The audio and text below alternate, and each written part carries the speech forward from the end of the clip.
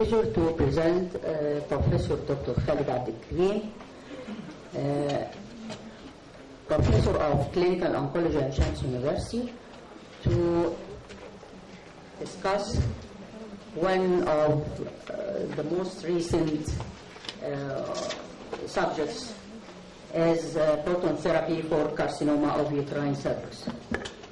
Thank you.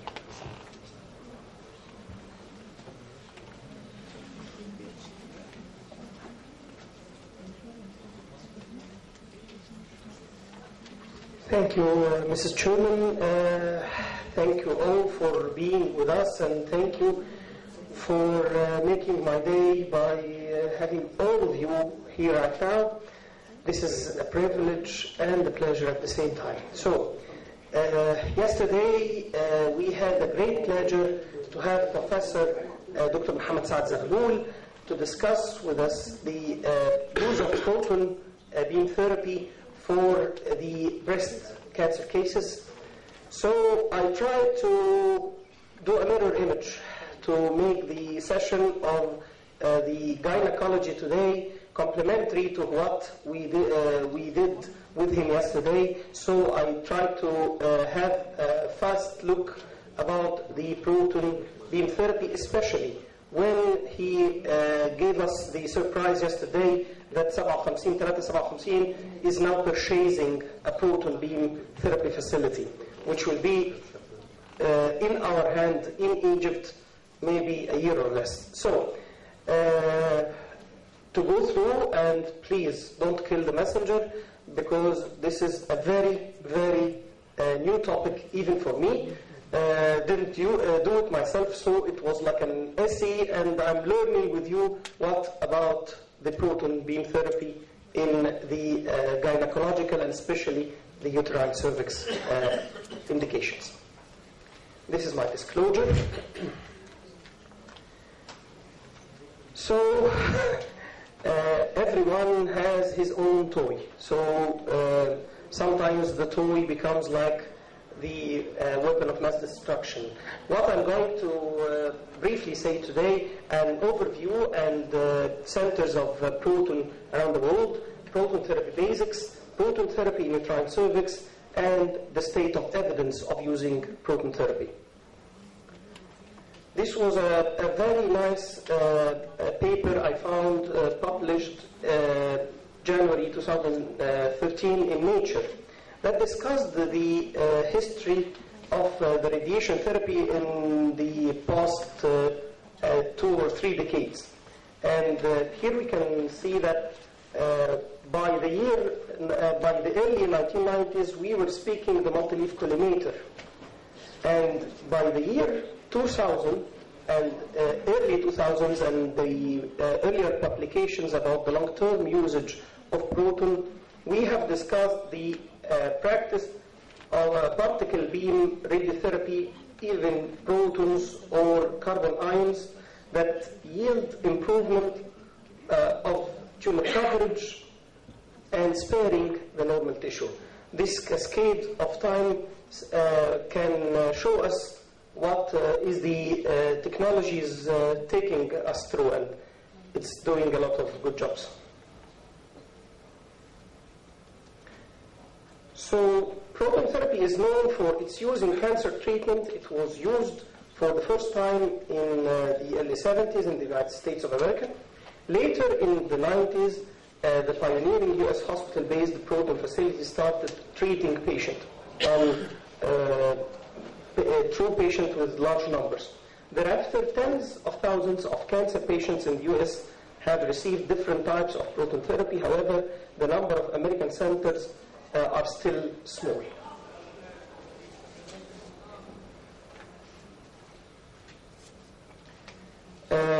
This I have downloaded from the proton www.protontherapy.org by the end of last year.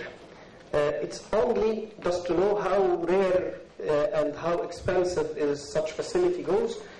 It's only 19 proton facilities in the USA, 21 in the European Union, 7 or 8 of them from Germany, 17 in Asia, 12 of them from Japan, and 1 in South Africa, hopefully to see 1 in Egypt sooner.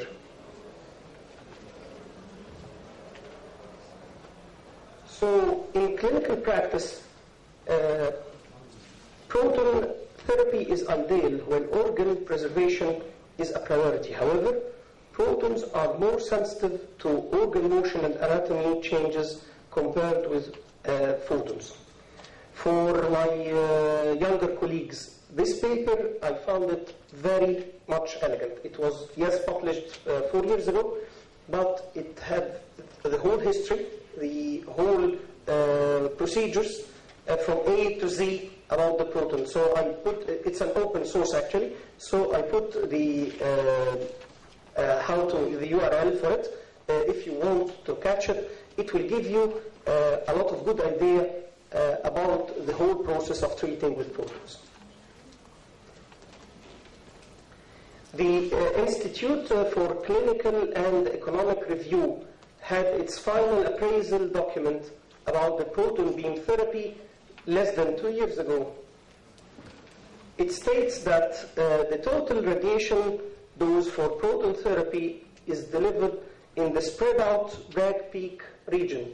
From multiple photon beams, proton radiation is delivered to the target tumor as well as to shallow tissue depth before the target, but not to deeper tissue depth beyond the target. So we heard a lot about this Bragg peak curve. So, however, the energy you are putting to the photon, it travels with minimal loss of energy along the tissues till it reaches this Bragg peak at the depth, which is actually calculated according to the energy you have used, and multiple smaller Bragg peaks would do this spread out Bragg peak that can arrange the dose inside a volume. It's not a single beam to a single spot. By using this, you can imagine that we can use this photon to irradiate something, don't mention what the MRI or the CT, in the middle without affection or with little, very much little affection of the tissue, with quite a good dose like here. And the dose volume histogram will show us that using the photons will irradiate to the depth very high dose in comparison to the surrounding tissues. To go step by step, protons are produced from hydrogen gas either obtained from electrolysis of deionized water or commercially available high purity hydrogen gas. Application of a high voltage electric current to the hydrogen gas strips the electrons off the hydrogen atom, leaving positively charged protons. I can use this by many machines. The most important two of them is cyclotron and synchrotron. Cyclotron, it's a fixed energy machine which produces continuous beam of more energetic 250 million electron volt range protons. Cyclotrons can produce a large proton beam current of up to 300 nanoampere, thus deliver proton therapy at a high dose rate. All of you, especially who were so much unfascinated with the physics, remember this figure. This is a cyclotron. Yes. It was the dream of the professor of physics at the secondary school when you don't know how to draw those spirals of the passage of the protons inside the cyclotron, and it generates here, have its fast passage aided by those electromagnetic field. Then you use the deflector to deflect it to a specific target to be hit. When we used to know what is the cyclotron, it was a facility that was built on acres. But now we have something that it's put in quite a smaller room right now, like this one you can see in the photo. Energy degradators modify range and intensify of beam. Energy selection system consists of energy slits, bending magnets, and focusing magnets, is then used to eliminate protons with excessive energy or deviations in angular direction. So, protons produced in this point pass for the scatterers, first and second, and we use at the end aperture with compensator or just passive aperture to shape it or to shape the beams to the target. So next we think that synchrotron is another way of thinking about it. Produce proton beams of selective energy, not all the same, thereby eliminating the need for the energy degrader and energy selection device. Beam current are typically much lower than with cyclotrons, thus limiting the maximum dose rates that can be used for patient treatment, especially for larger volumes. It's something very far away. Synchrotron produces the injected proton, goes very high in those spiral act, and the radiofrequency cavity push it to the extracted proton at the end. The proton beam is transported to the treatment room or rooms via the beam transport system. Maintenance of beam focusing, centering, spot size, and divergence throughout the beam transport system is critical to maintaining a high-quality proton beam for treatment delivery. Think right. That's what I can say. The gantry that is about this size in our usual daily linear accelerator is 3 stories high.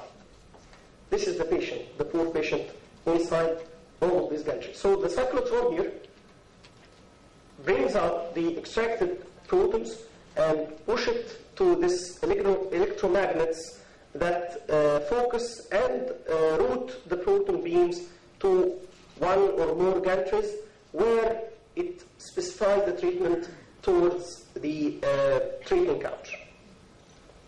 The proton beam existing transport system is a pencil-shaped beam with minimal energy and direction spread.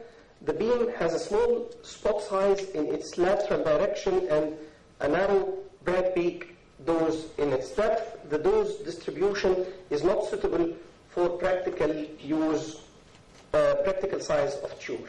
So, as the pencil beam exists, the transport system, it is magnetically steered in the lateral direction to deliver dose to a larger treatment field. The proton beam intensity may be modulated as the beam is moved across the field, resulting in the modulated scanning beam technique, or IMPT. Okay, many people of you read about the new techniques, what it's called 3D printing.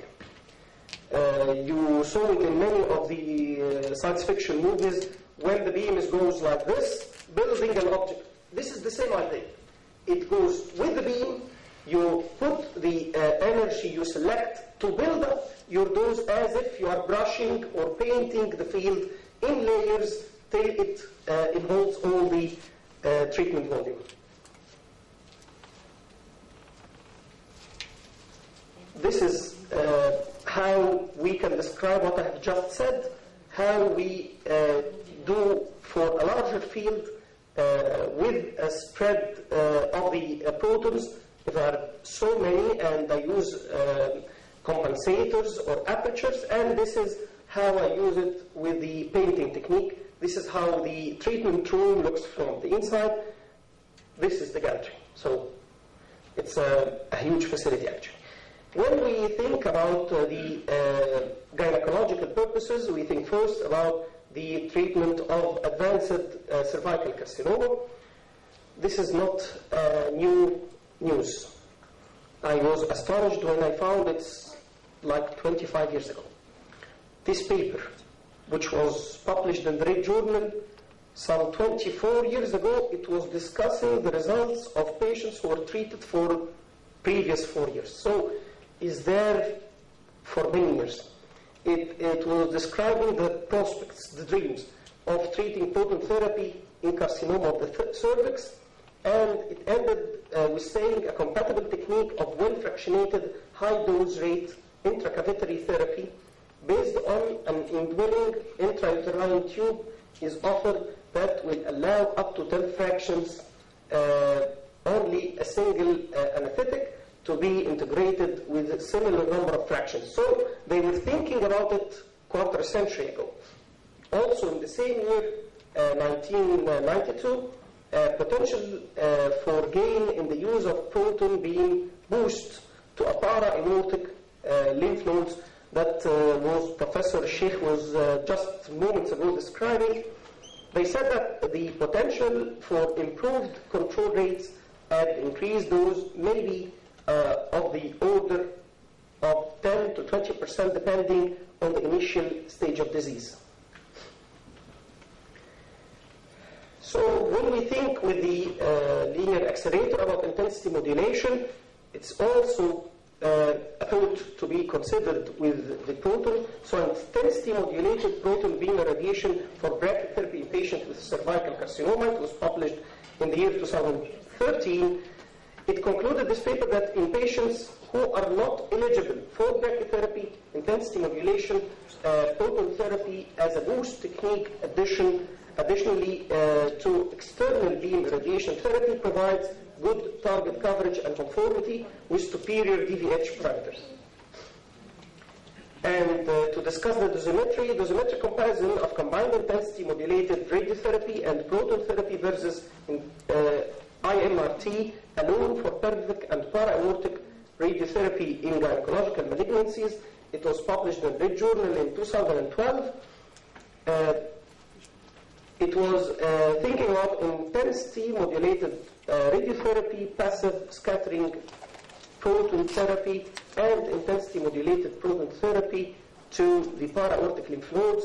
It concluded that compared with IMRT alone, this technique had a statistically significant decrease in dose to small and large bowel and kidneys, which was the nightmare for the box technique when we learned to do radiotherapy on the older machines some 20 years ago.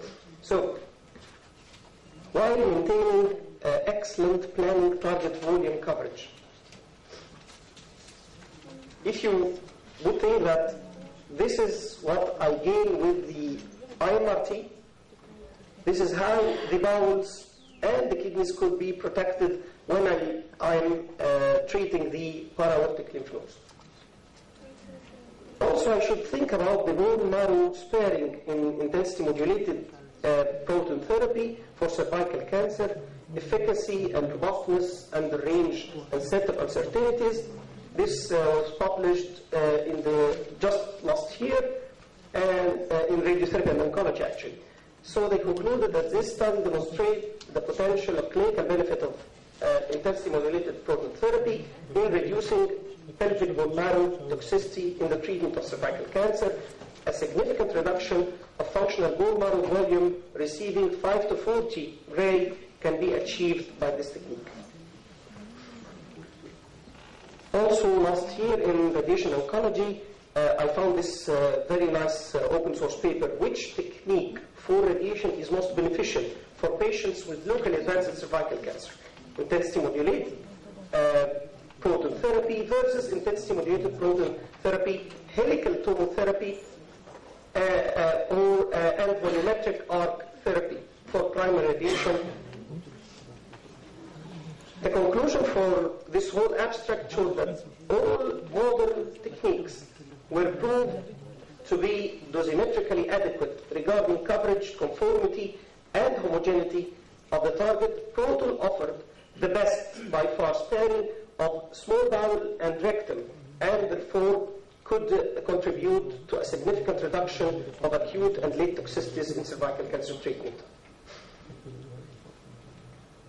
IMRT versus IMPT, and you can see the pelvic bones are less irradiated, and the dose to the bowel also is less. Helical tone therapy versus the intensity modulated proton as well. The toxicity, when we discuss toxicity, we should think about comparison of clinical toxicity rates are difficult because lack of controlled studies, small patient numbers, lack of appropriate comparative groups, and variable criteria for toxicity assessment. This was one of the Bibles of discussing the proton therapy treatment. This was published in the year 2003. Everyone think about proton therapy of the gynecological origin would go back for this one. Dr. Kenji Khaled in 2003. I found it actually in every paper. It's referenced for discussing the cervical irradiation with protons. So between the year 1983 and 1991, 25 patients with squamous cell carcinoma of the cervix were treated. 4% of patients experienced severe grade 4 or more late complication in the intestine or urinary bladder at 5 years, and the conclusion that external photon and proton therapy is effective for those who are not eligible for intracavitary irradiation and who otherwise have a poor prognosis. The results show that tumor control, survival, and morbidity are similar after conventional therapy. This is the United Healthcare protocol about the proton beam radiation therapy. Discussing gynecological cancer, the efficacy of proton beam therapy combined with photon radiation for the treatment of cervical cancer was initially discussed in 2003, as I told you, and they described the paper. Then at the end, uterine cancer are included in the report in 2009, referred above, which states that evidence is insufficient to draw any definitive conclusions as to whether proton beam therapy has any advantage over traditional therapies.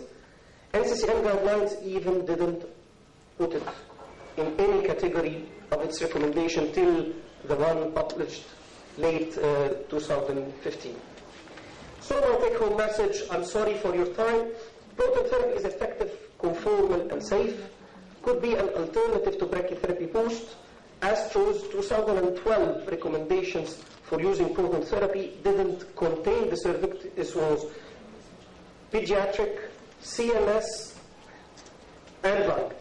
So treat cervical carcinoma by proton within a trial. Cost-effectiveness issues should be considered.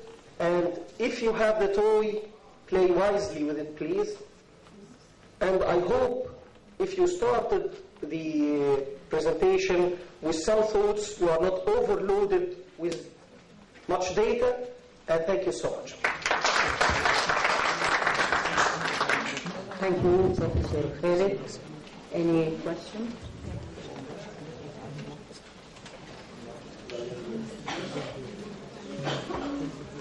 Thank you, Professor Khaled, for this elegant presentation.